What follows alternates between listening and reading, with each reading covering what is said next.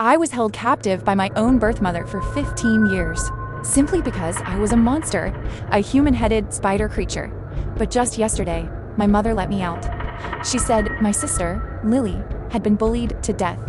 So she peeled off my sister's skin and replaced it with mine. Of course, I only had one mission: to kill every single one of my sister's bullies. My sister and I were twins. I was born just 1 minute earlier, but our appearances were entirely different.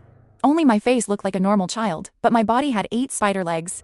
The first time Mother saw me, she was so scared she burst into tears. The midwife fainted in terror the moment she saw me. But after all, I was the child Mother gave birth to. She wanted to strangle me to death, but she couldn't bring herself to do it. My mother kept repeating the words karma over and over again, and then she hid me away. When the midwife woke up, Mother lied, saying she'd had hallucinations. This way, I was hidden in the basement for 15 years.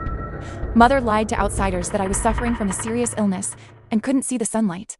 Since I was little, Mother kept me in the basement. I ate, drank, and relieved myself down there. Once I sneaked out, greedily breathing the fresh air. It was the first time I felt the sunlight warm my body so wonderfully. But before I could enjoy it for long, Mother discovered me. She dragged my body and beat me severely. One of my 8 legs was even broken. I cried out in pain. After she tired of hitting me, she wept and apologized to me. If you go outside looking like this and outsiders see you, they'll call you a monster and burn you alive. You'll also implicate both me and your sister, making others despise us. And so, I was locked in the basement for 15 years without ever going out. But this never affected the bond between my sister and me. Every time she brought me food, she taught me study and read to me. Sometimes I envied her long, slender, white legs. But my sister would stroke my 8 hairy spider legs and laugh, saying, "I look cute like this." But for about the past 2 weeks, I noticed my sister's mood was unstable. She talked less and no longer shared interesting things from school with me.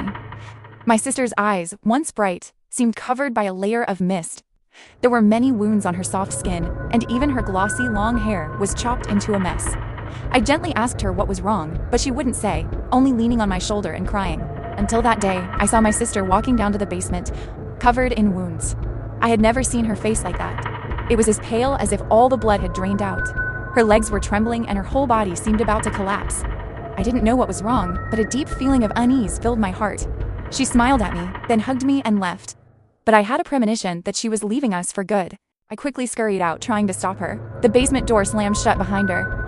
As expected, that day was the last time I saw my sister. My sister was dead. Mother said she had taken her own life, blood splattered, staining half the floor.